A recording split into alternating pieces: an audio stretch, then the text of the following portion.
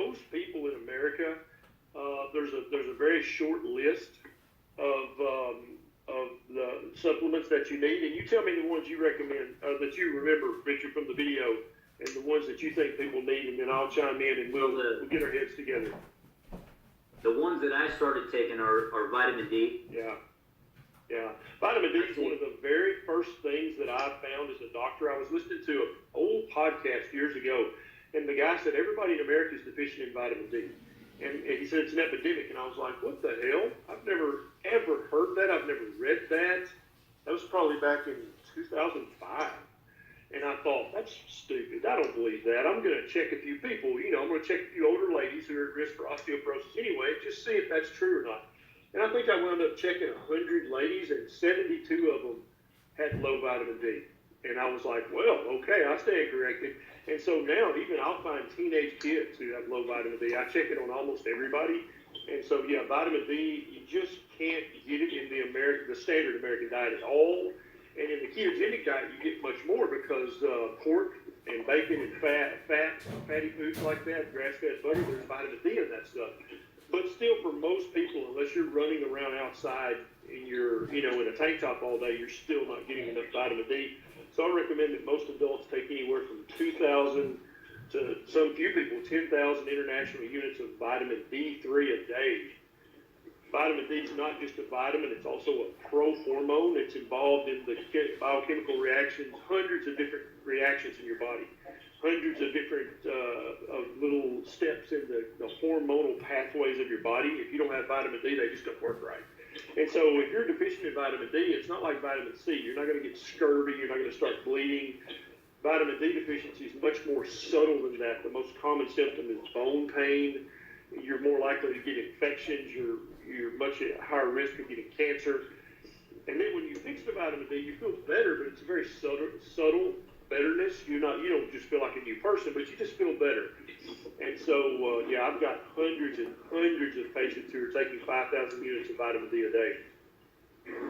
So Alyssa on here is asking, can you take too much vitamin D? I mean, I take what you said. I take 10,000 IUs a day. Yeah, and I take I'd say about 5 days a week, I'll take 10,000 units. I've been checking vitamin Ds, like I said, since 2005. And so that's, 13 years? And I have seen maybe 2 or 3 people with a vitamin D level above 100, which is considered officially too high. And they have no symptoms. They don't even know it's too high. I tell them to back up 2,000 or 3,000 units on however much vitamin D they're taking. And they're usually taking 10 or 20,000 units a day. That's when they get above 100, because it's really hard to get above 100. And so I tell them to just back it up a little bit, and they do, and it goes right back. I like to keep people somewhere between 50 and 100. That's where I like to keep them.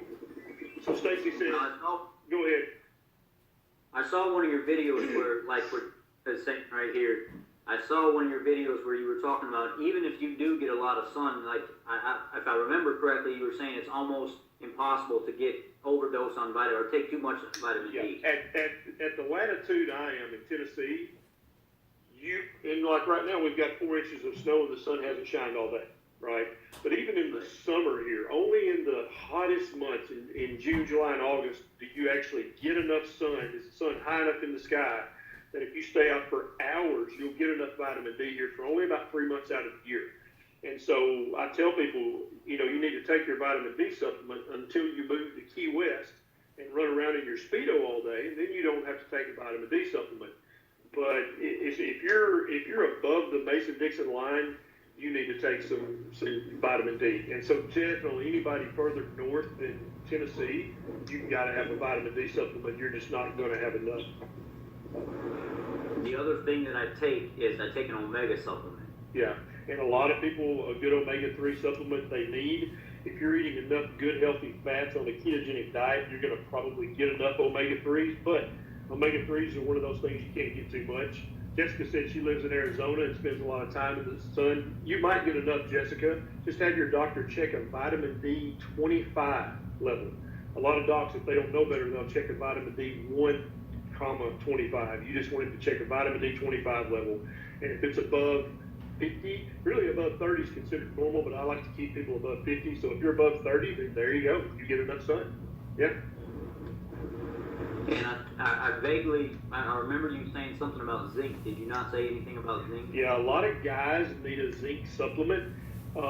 Zinc keeps aromatase from converting testosterone to estrogen.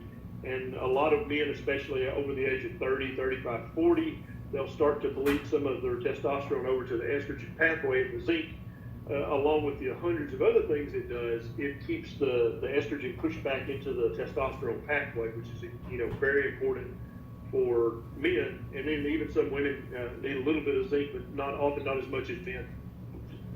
Yeah. Now, there was a girl on the page, she's one of my old admins, and her hair started falling out. And I started looking into some stuff, and I started looking at different scientific studies, and there were two different doctors that said this similar things. I don't know if you can concur on this. One of them were talking about electrolyte deficiency, mineral deficiency, somewhere in there, and then possibly even a vitamin K2 deficiency because they're not eating enough vegetables. Could be either one.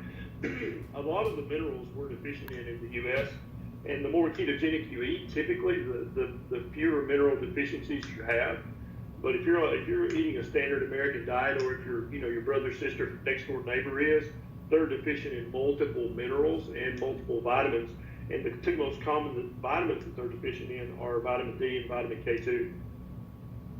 So that's what I take every morning is omega, vitamin D, and K2, and zinc. That's it. That's all I take. That's a good combination. That's a good combination right there. And if anybody has any questions about other supplements, leave them in the comments and we'll get to them. Oh, somebody asked about I asked you earlier, but there's a lot of people that want to take these exogenous ketones, and I'm not an advocate for it because we're trying to lose weight.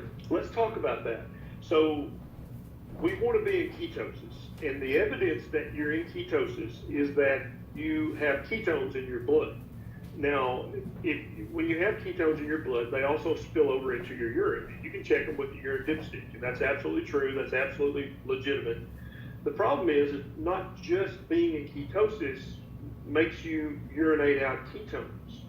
If you're a little bit dry, not necessarily dehydrated, but you haven't drank much water today, then you'll have far more ketones in your urine than you did yesterday when you drank more water. That has nothing to do with being in nutritional ketosis or with losing weight, right? And so when you take exogenous ketones, oh yeah, man, you'll turn that stick purple when you pee them. There's no doubt, because you'll be peeing out those ketones. But that's like I don't know if you guys have heard of the cargo cult.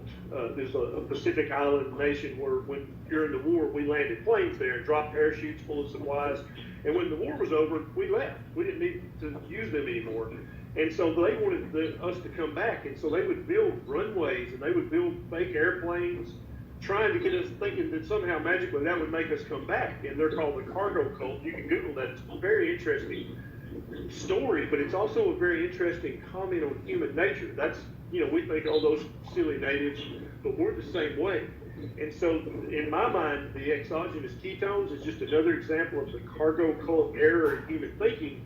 Just because you're peeing out ketones does not mean that you're reaping any of the benefits that we're after here.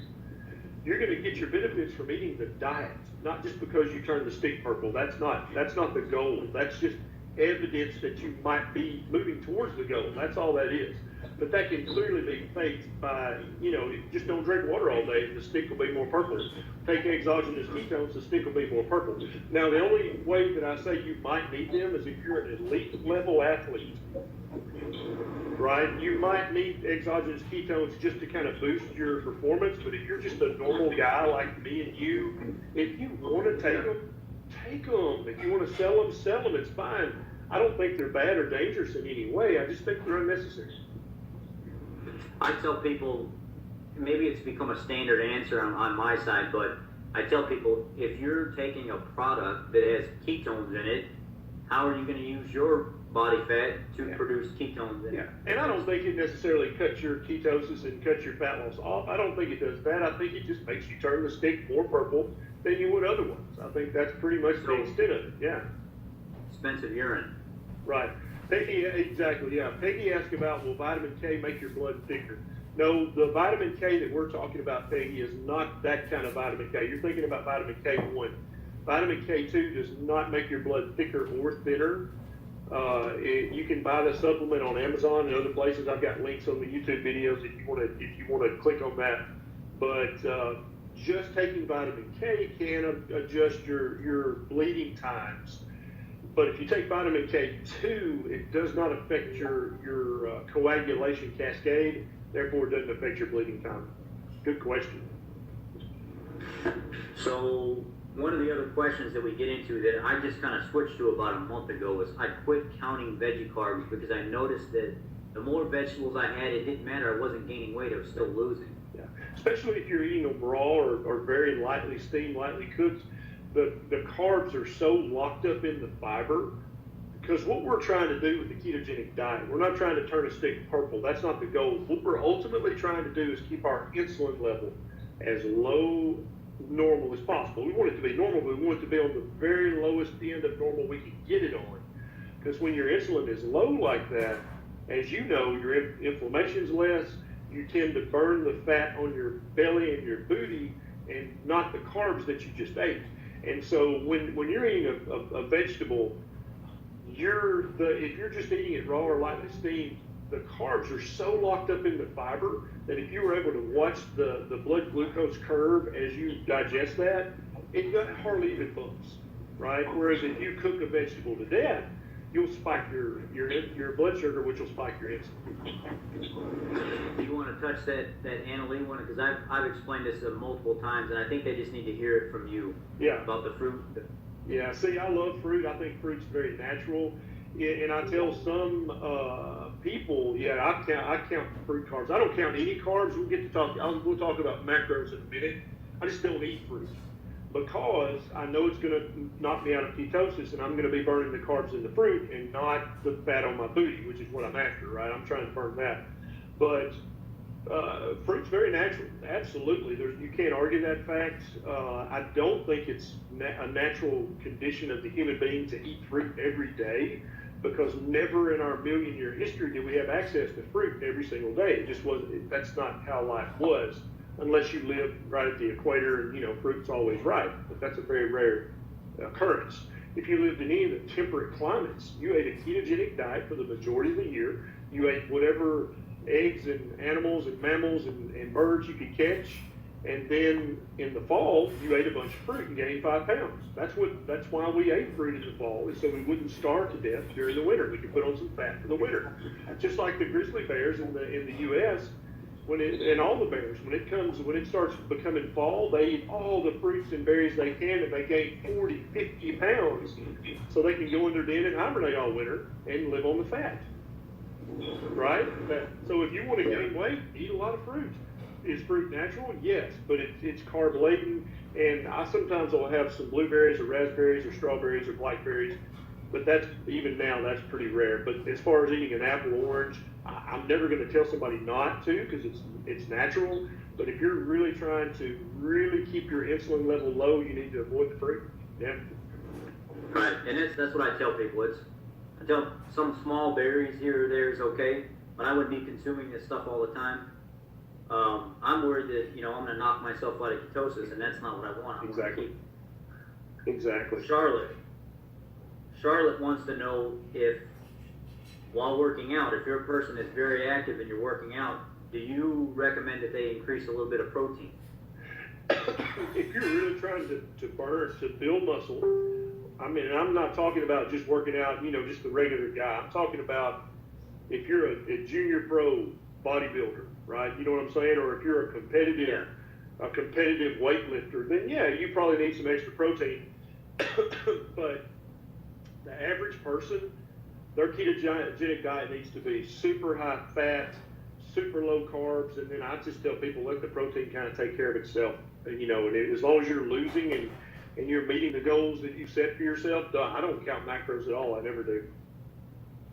But now some people that's a sin to not count macros, and some people it makes them immediately upset with me when I say that. But some people are counters. Some people are anal retentive, and they've got to have all their things lined up. That's fine. That's just a personality style.